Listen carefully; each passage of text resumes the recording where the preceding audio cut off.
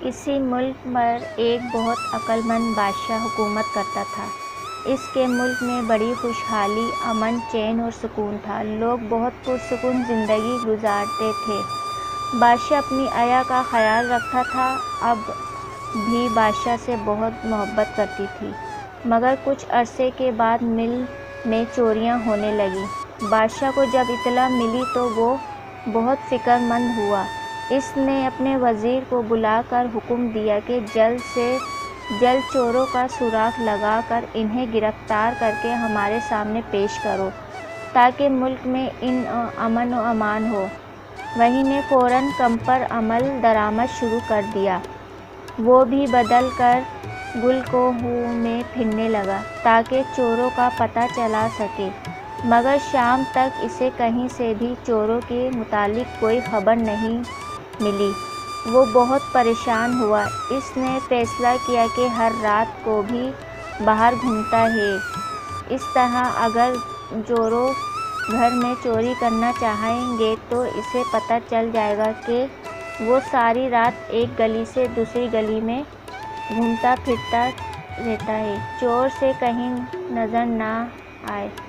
جب وہ تھکا ہارا باہر میں پہنچا تو یہ دیکھ کر پریشان ہوا کہ ایک بڑھیا بادشاہ کے سامنے رو رو کر چوروں کی کارستانی بیان کر رہی تھی، جو رات میں اس کی بھینس اور 3 بکریاں چوری کرکے لے گئے تھے۔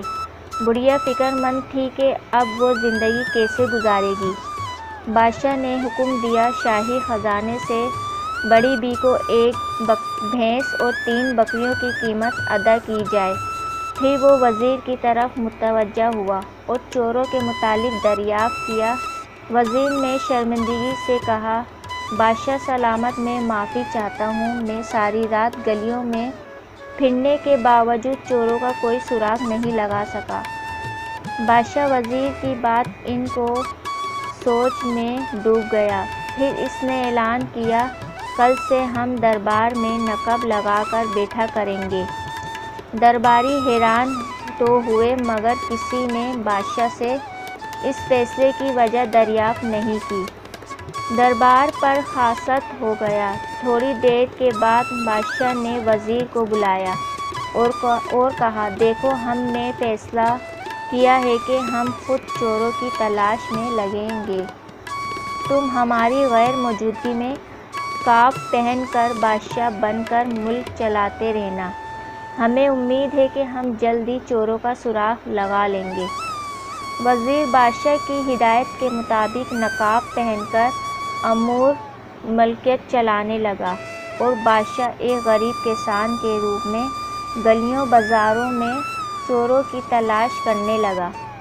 بادشاہ ہر روز ایک نیا بھیس بدل کر چوروں کی تلاش میں نکلتا، مگر اسے چوروں کی تلاش میں کوئی کامیابی نہ ہوئی۔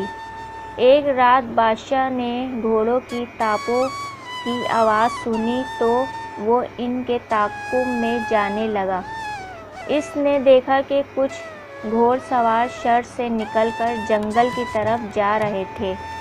بادشاہ نے اس گھر نہیں تھا، ان کا پیچھا نہیں کر سکتا تھا، مارا یقین ہو گیا کہ یہ چور تھے، جو روزانہ کسی نہ کسی کے گھر میں چوری کرتے تھے مگر پکڑے نہیں جاتے تھے۔ دن بادشاہ نے کل کا رخ کیا۔ بہت دیر کھلے رہنے کے بعد وہ کل کی وسعت میں بن گیا۔ اب دیر چوروں کے ٹھکانے کی تلاش تھی۔ وہ جنگل میں دھر اور گھوم رہا تھا کہ ایک نے چور سے اسے روک کر پوچھا، تم اس جنگل میں کیوں گھوم رہے ہو اور کون ہو؟ بادشاہ نے کہا، میں ایک غریب آدمی ہوں، میرا کوئی گھر نہیں ہے، اس لیے جنگل میں گھوم رہا ہوں۔ نون نے کہا، میں تم میں بھی تل کر دیا مگر مرد کے آنے کی ہی زندہ رکھوں گا کیونکہ یہ سردار کم ہے۔ بادشاہ کو اس نے ایک درخت سے باندھ دیا۔ شام کو جب چوروں کا سردار چوری کے لیے جانے لگا تو وہاں سے گزرا جہاں بادشاہ کو درخت سے باندھا گیا تھا۔ بادشاہ نے اس سے درخواست کی کہ مجھے اپنے ہاں نوکری رکھ لو۔ سردار نے چند لیے سوچا، پھر بولا، ٹھیک ہے، میں تمہیں ایک شرط پر نوکری دے سکتا ہوں کہ تم ہم سے کوئی سوال نہیں کرو گے اور اس جنگل سے باہر نہیں نکلو گے۔ بادشاہ نے دونوں شرطیں منظور کر لیں اور اس طرح وہ چوروں کا ساتھی بن گیا۔ بادشاہ ان کے لیے کھانا پکاتا، ان کی ناتار کی معافی کرتا، چھٹے پر لے جا کر ان کے کپڑے دھوتا اور پٹنے کے لیے پانی بھر کر لاتا۔ ان سے کوئی سوال نہ کرتا۔ چور اس کے سامنے چوری کرتے جاتے، وہ واپس آ کر مال آپس میں تقسیم کرتے اور سو جاتے، مگر بادشاہ نے کچھ نہ کہتا۔ کیوں کہوں جاتا کہ ایک چور سارا دن بادشاہ کی چھپ چھپ کر نگرانی کرتا تھا۔ کچھوے سے کہ چوروں کے بادشاہ پر اعتماد ہو گیا۔ تب ایک دن بادشاہ نے چوروں کی سردار سے کہا کہ مجھے چھائیاں بنانے کا فن آتا ہے، اگر تم کہو تو میں تمہارے لیے ایک شاندار چھائی بنا دوں جس پر بادشاہ تمہیں بہت سارا انعام دے گا۔ چور کے سردار نے بادشاہ کو چھٹائی بنانے کی اجازت دے دی۔